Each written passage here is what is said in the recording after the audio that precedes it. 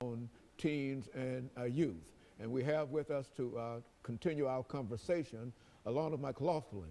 And Alana, I hardly can call this a continuation of a conversation because it appears to me that you came well prepared to talk about this topic, cancer and its impact on children and youth. And so let's continue that our conversation in reference to that particular topic.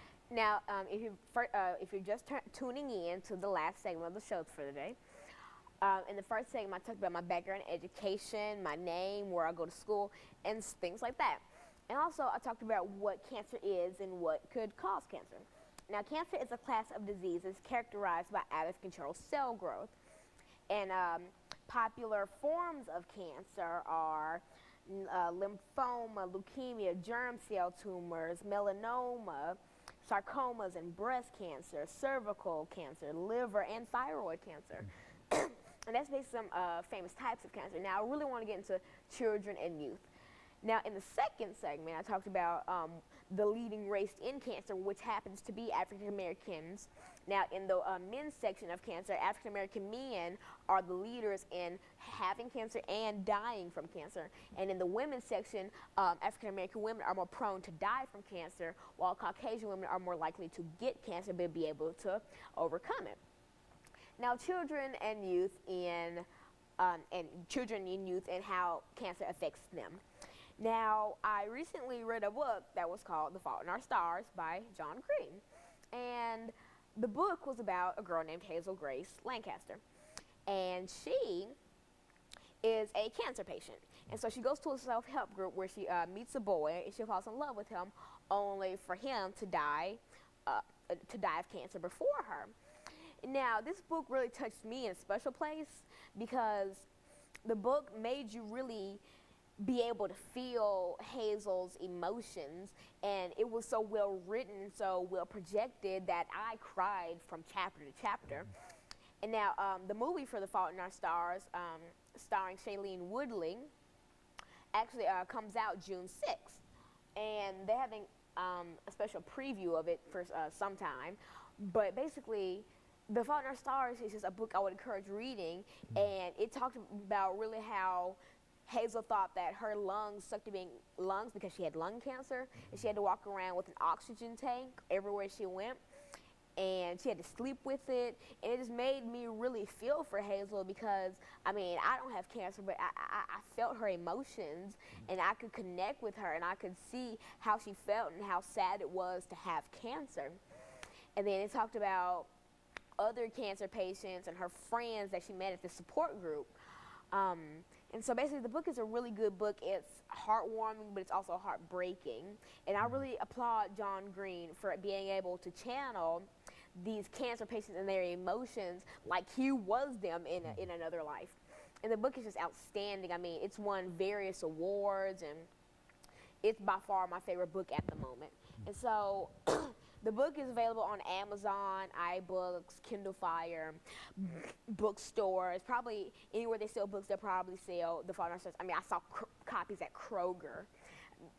It's everywhere.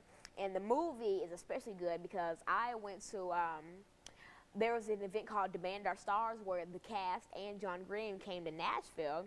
And I was privileged enough to be able to see them, and they had a question and answer and a small preview of the movie. And I know that, well, since I'll be in Washington for the Junior National Young Leaders Conference, I won't be able to see the movie when it first comes out.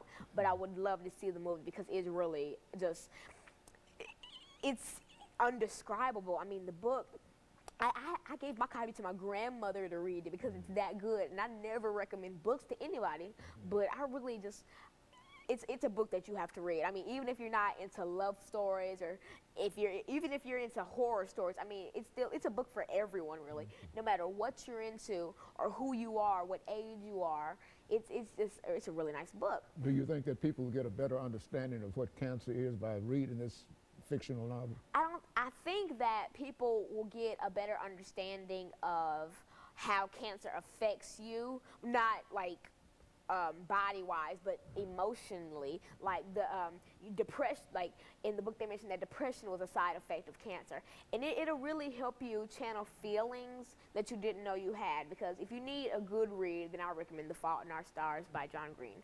And he also has another book, Looking for Alaska, that I'm about to start. That's really good, and I can't exactly tell you the plot now, but I can really assure you that The Fault in Our Stars is a book that you need to read. If anything, if you just, not for like, if you need to do a project on what cancer is, The Fault in Our Stars is not a book that's all about, hey, cancer is so and so and so. This is a book about how it feels to have cancer and what cancer really does to you emotionally. It's an all-around amazing book. I mean, I applaud John Green for it, really. And so another statistic in youth and children with cancer is, the statistics for it. Adolescents and young adults ages 15 to 39 are more likely to get cancer than people under the age of 15 or over the age of 39. Now, basically saying that bridge from 15 to 39, this is really where you're more likely to get cancer, because you're younger, and plus teenagers nowadays are suntanning and drinking and smoking, and those are all causes of cancer. I mean, smoking could cause lung cancer, drinking could cause liver cancer, suntanning could cause skin cancer, and it's just, there's so many things that you could do to prevent this. I mean, cancer isn't something that you're just going to have, that it's like it's so assured that you're going to have. I mean, it's not assured that you're not going to have it.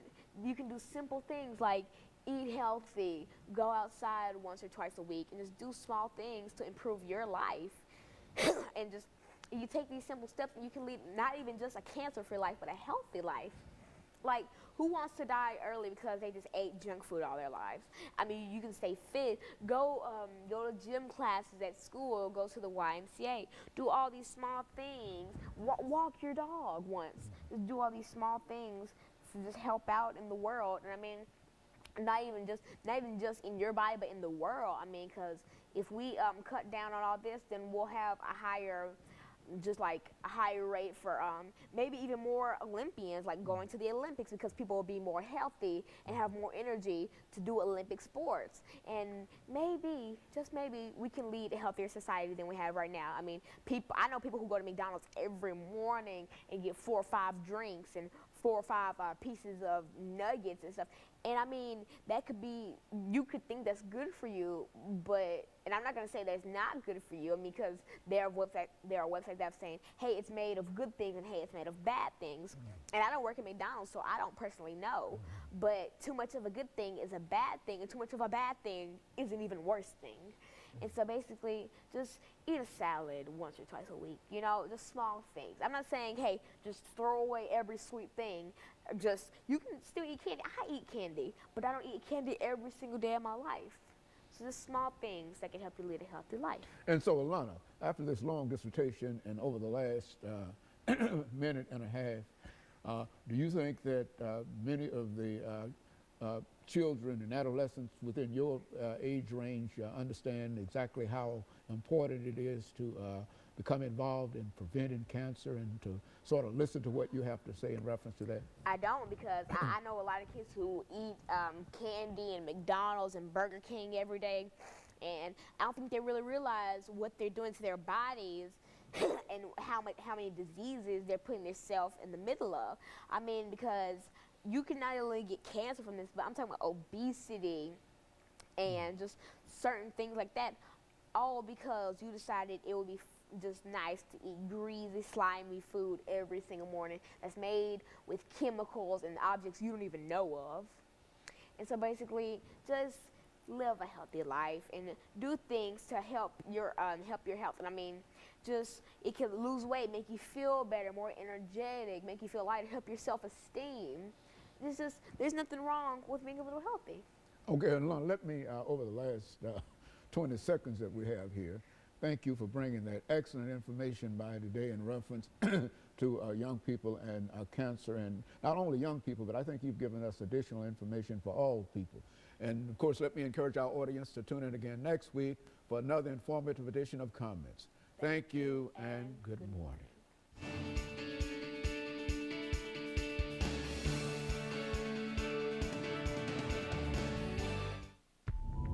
You're watching My TV 30, WUXB, Nashville. Action!